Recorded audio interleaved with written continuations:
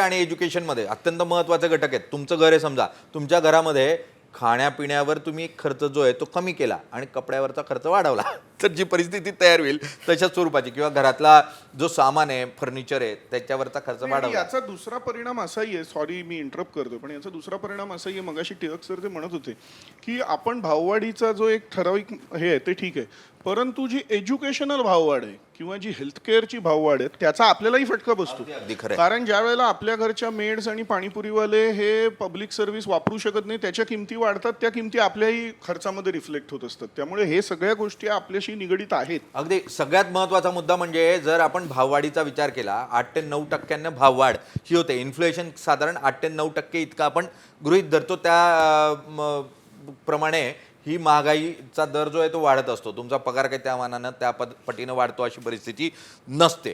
त्यामुळे तुमचा पगार कमी होत असतो. ॲक्च्युली तुम्हाला दिसायला तो वाढताना पाहायला मिळत असतो, पण तसं नसतं. कारण तुमचा पगार वाढतो 7% साधारण ॲव्हरेज, 5% ते 7%, महागाई वाढते 9%, म्हणजे तुम्ही 4% तुमचा पगार कमी झालेला असतो. बरं असो, त्यात पण काय प्रश्न असतो की हा महागाई दर खाण्यापिण्याच्या वस्तूंवर आधारलेला असतो.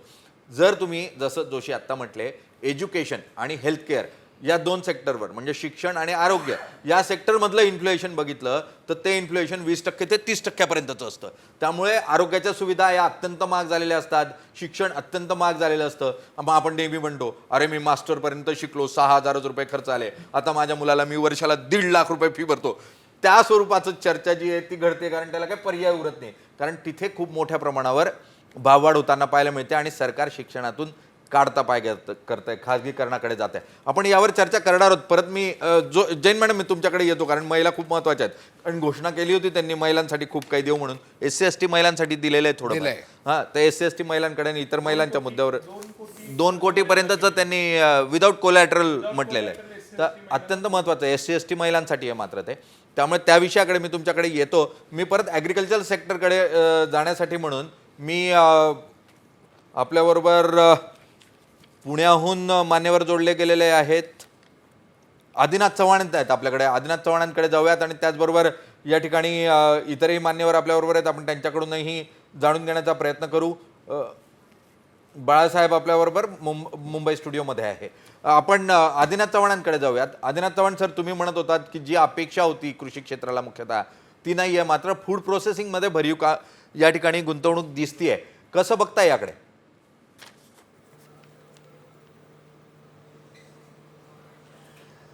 नाही, मगाशी म्हटलं ना तसं त्याप्रमाणे शेती क्षेत्राला प्रचंड इन्व्हेस्टमेंटची गरज आहे. कारण 46% लोक याच्यावर अवलंबून आहेत, असं आर्थिक पाहणी अहवालच म्हणतोय. प्रत्यक्षात तेवढ्या स्वरूपाची तरतूद याच्यामध्ये दिसत नाही. आकडे आता समोर आलेले नाही आहेत, पण याच्या आधीचा जर अनुभव लक्षात घेतला, याच्या उदाहरणार्थ टॉप स्कीमचा मगाशी उल्लेख केला, 500 कोटीची तरतूद होती गेल्या वर्षी. इतक्या मोठ्या देशामध्ये 500 कोटी म्हणजे काहीच नाही.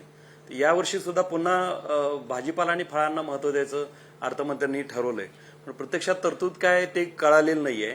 आणि ती असली तरी फार मोठ्यात असेल असं मला काही वाटत नाही आजपर्यंत अनुभव लक्षात घेता.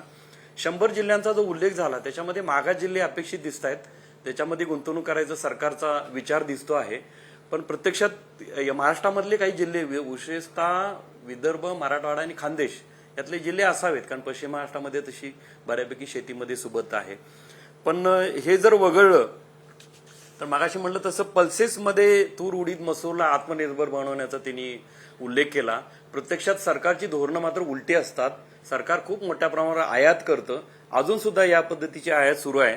यावर्षी परवाच्याच दिवशी आम्ही बातमी प्रसिद्ध केली, विक्रमी आयात झालेली आहे तूर व हरभरा आणि वाटाण्याची. 66 लाख टन आयात आपण केली आहे. याच्यापूर्वी विक्रम जो होता तो 63 लाख टनाचा 2017 मध्ये होता, या सरकारच्या काळातला होता. आणि याच्यामुळे होतंय काय की सगळ्या हमी भावाच्या खाली 1000 ते 2000 रुपयेपर्यंत दर खाली गेलेले आहेत या सगळ्या भावांचे. आणि शेतकऱ्यांमध्ये प्रचंड अस्वस्थता आहे. सोयाबीन घ्या, तूर घ्या, कापूस घ्या, ही अस्वस्थता दूर करण्यासाठी कुठलंही साधन अर्थसंकल्पामध्ये आता त्यांनी ठेवलेलं नाही. कारण GST बाहेर काढलाय, बाकीचे आयात निर्यात धोरणं याच्या सगळी बाहेर आहेत. त्यामुळे अर्थसंकल्पामध्ये शेतीसाठी काही उरत नाही. आणि ज्याच्यासाठी इन्फ्रास्ट्रक्चर हा मेजर आस्पेक्ट आहे, ज्याच्यामध्ये वीज, पाणी, शीतगृह, गोदाम याच्यावर सगळे मोठी तरतूद होणं आवश्यक आहे. कारण चीनचा आपण उल्लेख करतो, चीननं इन्फ्रास्ट्रक्चर खूप मोठी तरतूद केलेली आपल्याला माहिती आहे, पण भारतामध्ये ते झालेलं नाही. आणि जोपर्यंत हे होत नाही, वीज, रस्ते, पाणी असेल, शीतगृह असेल, गोदाम असेल, हे जोपर्यंत होत नाही आणि काढणी पश्चात सुविधा जोपर्यंत आपण करत नाही तोपर्यंत ऍग्रिकल्चरमध्ये फार मोठी सुधारणा होईल असं दिसत नाही. एआय बोलायला ठीक आहे, एआयनं क्रांती होईल सुद्धा, पण एआय साठी एनेबल असणारी यंत्रणा तर किमान आपल्याकडे पाहिजे शेतीमध्ये. जर आपण बैलगाडीतनं जर शेती करत असू तर एआय कुठे आणि बैलगाडी याची आपण मेळ कसा घालणार? मला असं वाटतं की खूप विरोधाभासी अशा स्वरूपाचं चित्र आहे.